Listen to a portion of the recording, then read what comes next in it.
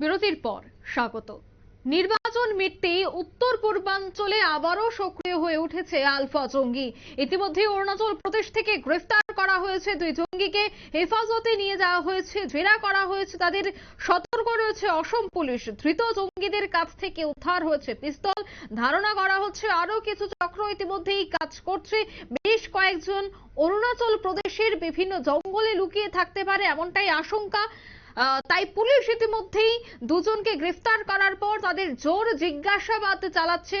সে বিষয়ে আরো বিস্তারিত জানবো। টেলিফোন লাইনে রয়েছে নিউজ ভ্যানগার্ড প্রতিনিধি শুভেন্দু সরকার। শুভেন্দু, ঠিক কি জানতে পারছো? অঙ্কিতা, লোকসভার পর থেকে উত্তর পূর্বাঞ্চলে আবারও জঙ্গি সক্রিয়তা বাড়ছে। আমরা দেখেছি ইতিমধ্যেই আমাদের জম্মু কাশ্মীরের দিকেও কিন্তু একেবারে জঙ্গি সক্রিয়তা বাড়ছিল, একের পর এক ঘটনা ঘটেছে। ঠিক সেরকমই উত্তর পূর্বাঞ্চলেও কিন্তু জঙ্গির সক্রিয়তা বাড়ছে। ইতিমধ্যেই আমরা সেই খবর দেখিয়েছিলাম, একটা ভিডিও প্রকাশ্যে এসেছিল, সেই ভিডিও এক্সক্লুসিভলি আমরা দেখিয়েছিলাম নিউজ ভ্যানগার্ডের পর্দায়। আর সেই গোষ্ঠী আলফা গোষ্ঠীরই কিন্তু দুজন জঙ্গি ইতিমধ্যেই ধরা পড়েছে এবং অন্য রাজ্যে গিয়ে তারা মূলত যে আলফা গোষ্ঠীর জন্মভূমি সেটা কিন্তু অসম থেকে তারা বেরিয়ে অরুণাচল প্রদেশ পুলিশের হাতে ধরা পড়েছে, এমনটাই এখনো জানা যাচ্ছে অরুণাচল প্রদেশ পুলিশের সূত্রে।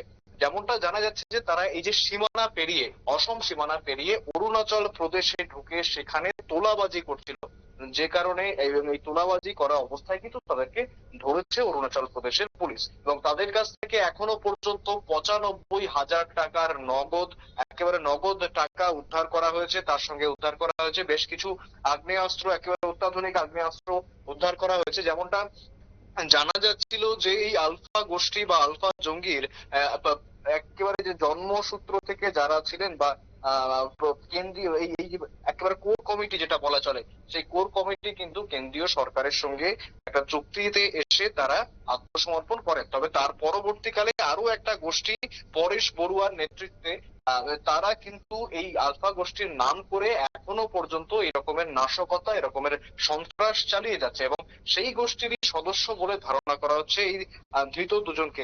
ইতিমধ্যেই তাদেরকে যেমনটা জানাচ্ছিলাম যে গ্রেফতার করেছে অরুণাচল প্রদেশের পুলিশ। তাদের একজনের নাম নির্মল মোরান এবং আরেকজনের নাম চঞ্চল মোরান। তারা তাদের বয়স 30-এর দোরগোড়াতেই, একজনের 35 এবং একজনের 31।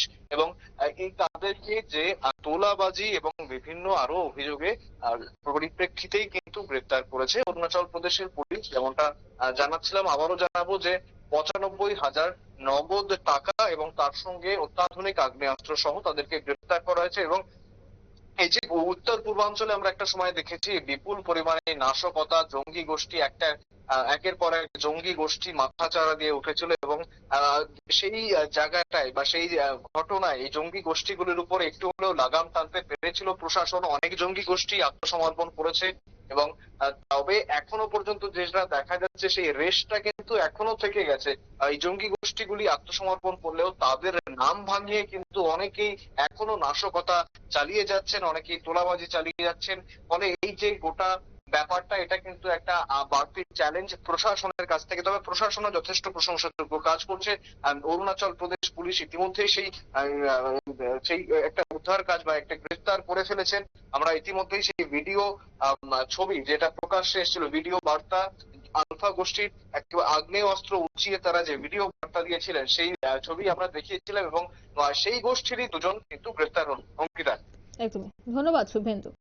যে দুজনকে গ্রেফতার করা হয়েছে তাদেরকে জোর জিজ্ঞাসাবাদ চালানো হচ্ছে। সতর্ক রয়েছে অসম পুলিশ। ধৃত জঙ্গিদের কাছ থেকে পিস্তল উদ্ধার করা হয়েছে। তারা কি কারণে সে জায়গায় রয়েছে বা তাদের আগামী দিনে কি করার চিন্তা ভাবনা ছিল, সমস্তটা বিষয়ে জানার এবার চেষ্টা করছে পুলিশ আধিকারিকরা। নিয়ে নিচ্ছে ছোট্ট একটি বিজ্ঞাপন বিরতির সঙ্গে থাকুন।